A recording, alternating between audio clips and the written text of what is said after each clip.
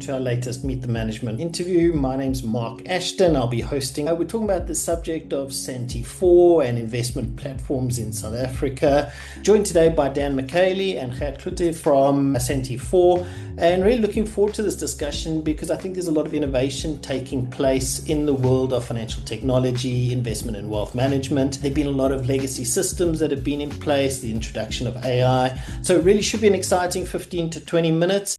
Gentlemen, before we start, maybe just giving our audience a little sense of who you are and a little bit of your background. Dan, maybe I can start with you. Great. Thank you, Mark. Good to be with you today. Yeah, my background, I was part of a founding team that started a company called Silica just over 25 years ago.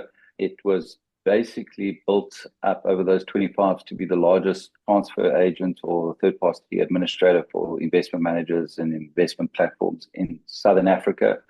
Service clients across the Southern Africa, right up the way into Kenya, Channel Islands, and in the UK.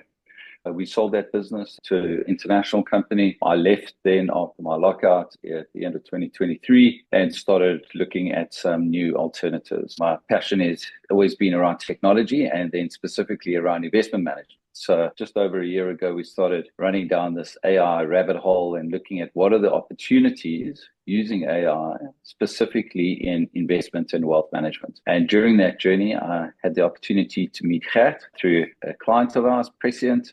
And Gert, he can give his background, and that really led to the genesis, I suppose, and the birth of Santi4. Gert, yourself, what's your background? Yeah, so I've been in the technology space in Cape Town, South Africa for probably about 20 years, working from stockbroking in BJM days to FNB Wealth, and then onto another vendor for the unit trust industry, which I've serviced probably the last 10 years in building investment platform technology, enhancing the current platform that the vendor had at the time, and got approached by Prescient to develop an in-house system with them, which, yeah, it's exciting because you get to correct the problems that you see in historical systems and you build something fresh and new for the market. Before we start unpacking the problem and the value proposition and the opportunities around AI, Dan, maybe just a bit of insight as to who and what Santi4 is. Following from the opening there. So I mentioned we had this business, we sold it 25 years, we built it up, we were servicing 3 trillion rands worth of assets, but it was on 20 years technology, and so when we started Santi4, what we were looking to solve was to say, how do we bring something using all these new technologies that are rapidly starting to enter into the market? What is Santi4? So Santi4 provides an agentic AI-powered investment wealth management platform. And essentially what it's built to do is modernize how investment products are administered, serviced, and scaled. What we do is we combine essentially a strong admin engine that Gert alluded to, that was built initially for Prescient. And now we've taken that out together with our AI capabilities, and we've integrated that. And that ultimately then helps firms run investment operations more efficiently with better control and less reliance on manual processes. If we look at the industry, not only in South Africa, but also across the globe, a lot of these technologies are legacy. And why does that matter from an industry perspective? Is because that ultimately affects on how investment managers can attract investors and service those investors and at pricing points. So many of these investment businesses or administrators and so forth are still operating on legacy systems. You're talking 20 years old, and not only in this country, but across the world, high cost operating models and manual back office processes. Plus you've got increasing regulatory demands and in pressure to ultimately improve the customer experience, especially with the new generation of investors and so forth. So what Santi4 was built to do is to address that gap by bringing together modern investment admin capability, agentic AI to automate workflows and improve decision-making and helping firms scale. I want to unpack maybe this discussion around value proposition a little bit. Daniel, maybe just building on what you've been talking about there. The industry's got a big emphasis around the concept of costs and frictional costs within it. And there's been a lot of move to say, look, investment costs have come down quite significantly. Maybe just give me some sense from your side as to what the true value proposition is. Is this a case that you can maybe reduce a little bit of admin? Is it a case that you can just reduce some costs? What's the value proposition? I think what you'll find is, yes, costs have started to come down, but I think that's the overall cost to the investor. And that's driven because of the market. The market is demanding in terms of what customers get needs to be at a better pricing point. But that doesn't necessarily result into margins. Okay, because essentially what's happening is customers have more choice. The value from our perspective is that the technology that's there today is just simply recording transactions, supporting static workflows, very manual in terms of what it still does in terms of oversight, regulatory oversight, fraud, etc., and so forth. The value proposition from our side is we believe that incorporating agentic AI to our core product offering really drives down operational cost, reduces friction, but then also improves, obviously, scalability because you're no longer reliant on a label model in terms of resources to scale. So when you want to tap into new investors, new distribution channels, there's a lot of work being looked at in terms of how do you tokenize investments and how do you distribute into a new type of distribution channel. And you can't do that on manual workflows and so forth. So it's important that you have a solid foundation that manages that and using the AI then to scale that. And then what that does is ultimately it'll strengthen the controls that you have within your organization. This is a highly regulated environment that we operate in. Our clients are looking for something that helps them not only today in terms of what their costs are and dealing with the pressures of today, but also where the industry is going. And they need a platform that is future ready. And we think that that's what we've been able to solve. We've been working on this for nearly over a year now. We started engaging with selected potential clients in the market, and the response has been overwhelming. Having an agentic investment admin platform is something that we believe is the platform of the future. Talking about clients, and I think I'm going to ask a two-part question here. I mean, the first one being, who is your target client? I think a lot of people in the business media or financial media think about things from a retail investor perspective. They've seen the Easy Equities platform, that they don't get the engine that sits behind us. I mean, the first part of the question would be, who is your typical client? And then also around the subject of costs, because I think it ties into the client discussion, is on one hand, you've seen costs coming down for the end investor, but then at the same time, your regulatory pressures keep popping up. So anti-money laundering, KYC, etc. Maybe putting those two together and giving some insights. So the way we look at the market, we have really three client segments that we target. So first are investment managers, your traditional investment managers that are managing money on behalf of clients and so forth. Yes, there has been certainly some movement on the cost side. Has it been as dramatic as getting active to passive? Probably not in terms of management styles, investment styles.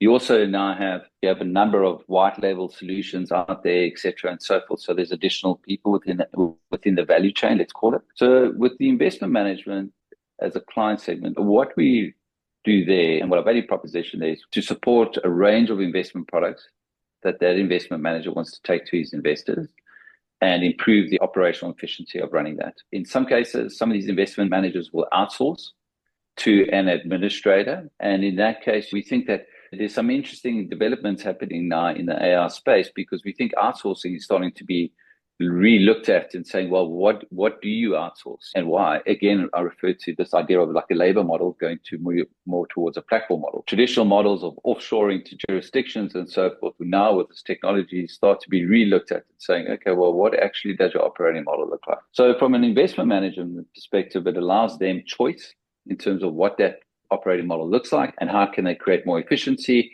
And ultimately, how can they service their clients better, improve the margins of the business better? The second is administrators or transfer agency businesses.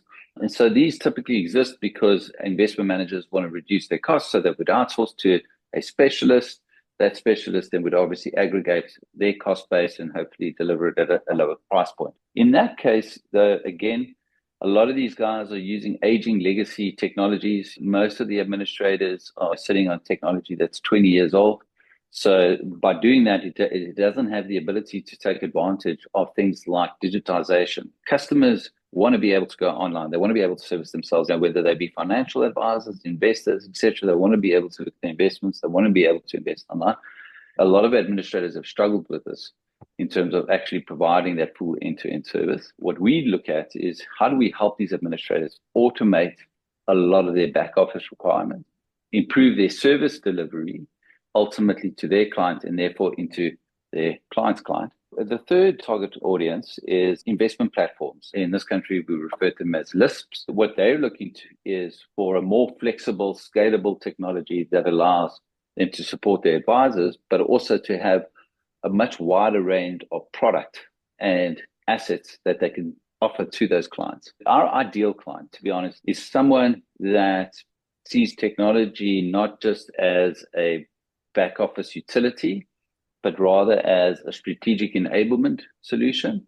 And they don't look at AI as a gimmick, but rather as something that really drives productivity and control and growth. That is our ideal client. There are some people in the industry that I think still coming to grips on, whether AI will work. But I think what we've managed to show the market and what we're doing with Prescient is how that can actually be achieved. Gert, maybe a question for you. I think the subject around technology and where technology is going and even the depth of the South African technology market, thoughts on being able to take this kind of technology and expand it beyond South Africa? I also want to touch on something that Daniel said. I think the fact that the platform has been built on the latest technology that makes it more adaptable to the client's needs.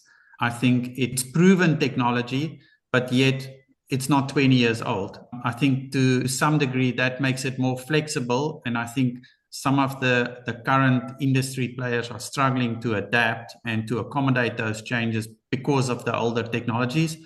And coming back to your question, I think this is also the pieces that is enabling us to actually expand into other jurisdictions. I mean, Prescient's got an island business. They've acquired some other offshore businesses lately. So in my view, that facilitates the system to actually take on those different rules and implementations more easily. We're servicing today already on our platform over 600 billion rands worth of assets across 4 different jurisdictions, South Africa, Ireland, Botswana, Namibia. So we already have proven to the market that we're a multi-jurisdictional platform. We see clear expansion opportunities, certainly into Luxembourg, Channel Islands, and into the UK. Again, we think that our markets are very similar. We have potential clients that we know in those jurisdictions that are struggling with their legacy technology platforms. So we're excited in terms of what this proposition can do.